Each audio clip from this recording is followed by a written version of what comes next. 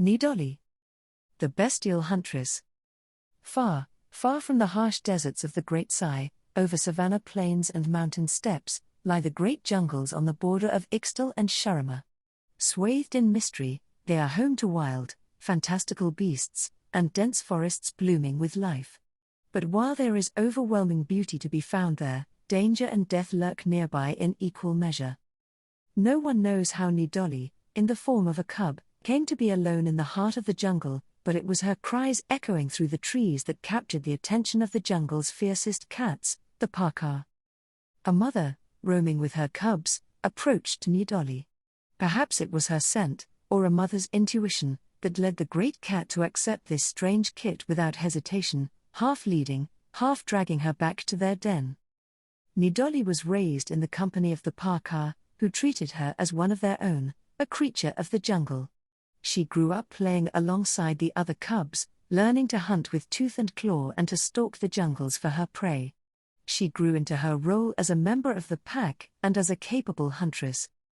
Even so, at times Nidalee began to lose control of her own body. Without warning, her paws would change to strange hairless hands and feet, her sharp fangs to blunted teeth. Occasionally she would stumble from the den, delirious with fever, her body caught in a state of half-transformation as she followed the hazy silhouettes of two strange figures. They whispered after her, their voices jumbled but sweet. They brought Nidalee a sense of comfort and warmth, even though her feline family had taught her to be wary of outsiders. And with good cause.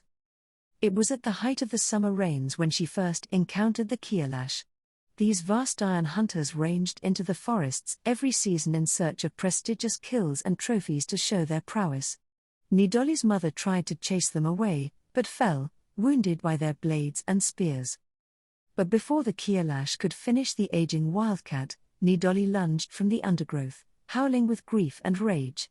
As she tore into them with razor-sharp claws and fangs, they rounded on her with even stronger weapons. But something had changed. She felt the spirit of another heritage, long forgotten, rise up within her. Transforming from parka to something resembling a human, she grabbed a hunter's lunging weapons with cat-like reflexes and nimble fingers and turned it upon her enemies. The Kialash growled and hissed at this sight, and to her surprise Nidalee found she understood some of their speech. They cursed her, invoking the name of their vast Ayasharii ancestors as they retreated from the fight, empty-handed. Hurling the spear aside, Nidalee held her dying mother close. Her siblings approached, wary of her new form but comforted by her familiar scent. With the passing of their mother they came to accept this shape-changer as their new leader. From that day forth, she vowed to defend her adopted home against any who would seek to plunder it. Over time, she learned to better control her powers, eventually shifting between both forms with ease.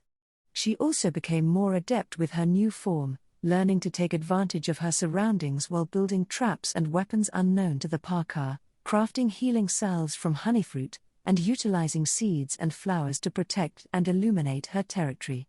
And in the back of her mind, she wondered whether she was the only one of the parka who could change their shape. Perhaps it was a yearning to find others of her kind that led her to the chameleon-like wanderer Nico, and the two became inseparable for a time. Nidalee delighted in mentoring her inquisitive new companion, and they reveled in exploring the jungle's numerous wonders together, before Nico eventually departed to follow her own destiny beyond Sharima's shores. Even now, the dense forests remain the last truly untamed wilderness in the known world, and something of an enigma even to Nidalee. Still, in rare, quiet moments, the huntress finds herself dwelling on her own origins, and her encounter with the Kialash, and whether she will learn the truth behind any of it.